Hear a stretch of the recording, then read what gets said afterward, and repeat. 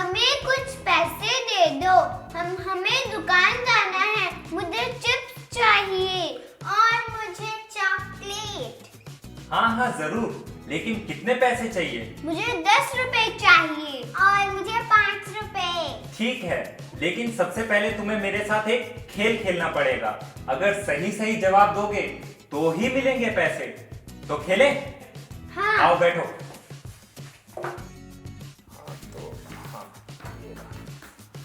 हाँ तो बच्चों बताओ ये क्या है?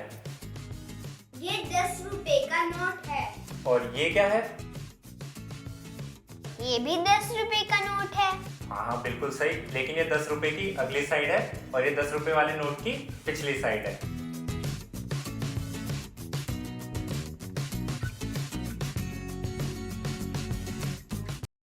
ये बताओ ये क्या नग है? ये 1 रुपए का सिक्का है। तो फिर ये क्या है?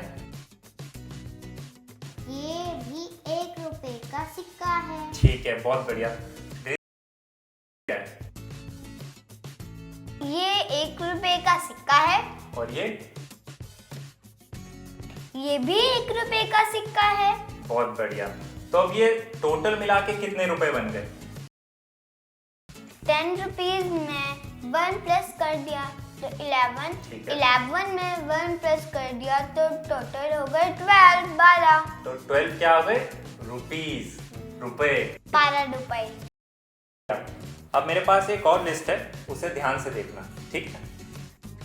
एक लड़का है राजू, उसके पास 10 रुपए के कितने नोट हैं? 3 नोट हैं।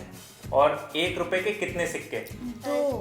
2 सिक्के। बहुत बढ़िया। सना, उसके पास 10 रुपए के 2 नोट हैं और 1 रुपए के 3 सिक्के, ठीक है? एक चंदा है, उसके पास 10 रुपए के कितने नोट हैं?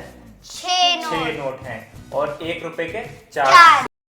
और वहीं गुल्ली के पास 10 रुपए के 8 नोट हैं और 1 रुपए के एक भी सिक्का नहीं है ना? तो अब मुझे ये बताओ, राजू के पास कितने रुपए हैं? बताओ रिद्धि, बताओ।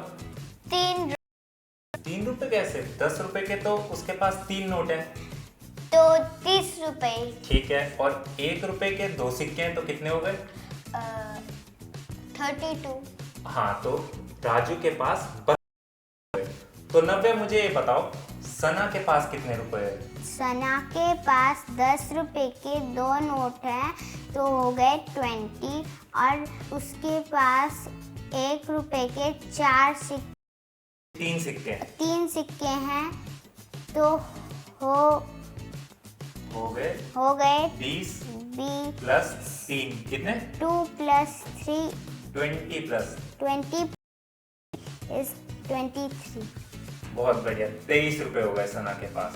चलो अब मुझे जल्दी से बता दो, चंदा और गुल्ली के पास कितने रुपए हैं? चंदा के पास 10 रुपए के 6 नोट हैं तो हो गए 60।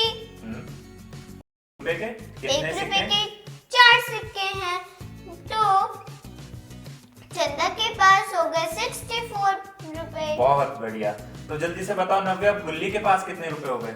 गुल्ली के पास रुपए के 8 नोट हैं और 1 रुपए के एक भी सिक्का नहीं है तो 80 हो गए।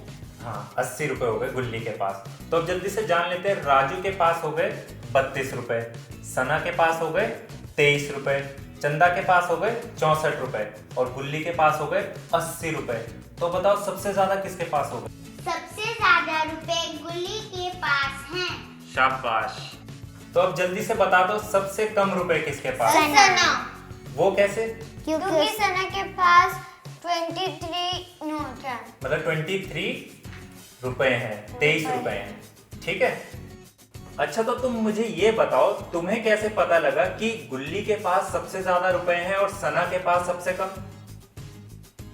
क्योंकि सना के पास सिर्फ 10 रुपए के 2 नोट हैं और 1 रुपए के 3 सिक्के तो हो गए 23। और गुल्ली के पास क्या है? गुल्ली के पास 10 रुपए के 8 नोट हैं और सना के पास सिर्फ 2 नोट हैं, इसीलिए गुल्ली के पास सबसे ज्यादा रुपए हैं और सना के पास सबसे कम। बहुत बढ़िया, शाबाश। तो खेल हो गया खत्म। तो जाके अब ले लो आप अपनी चिप्स और चॉकलेट, जाओ, ठीक है, एंजॉय। यदि बच्चा इस तरह संख्याओं की तुलना कर पाता है और स्थानीय मान की समझ बना पाता है तो उसने इस लर्निंग आउटकम को पूर्ण कर लिया है। ऐसा भी हो सकता है कि बच्चा ये बता पाए कि कौन सी संख्या बड़ी है और कौन सी संख्या छोटी, लेकिन ये समझा ना पाए कि उसने यह कैसे पता लगाया। ऐसी दशा में बच्चे की स्थानीय मान की समझ पूरी तरह बनी नहीं है। इस समझ को बनाने के लिए हमें बच्चों को ऐसे और उदाहरण उनके दैनिक जीवन से देने चाहिए जहां वे इसका प्रयोग अलग-अलग स्थितियों में कर पाएं।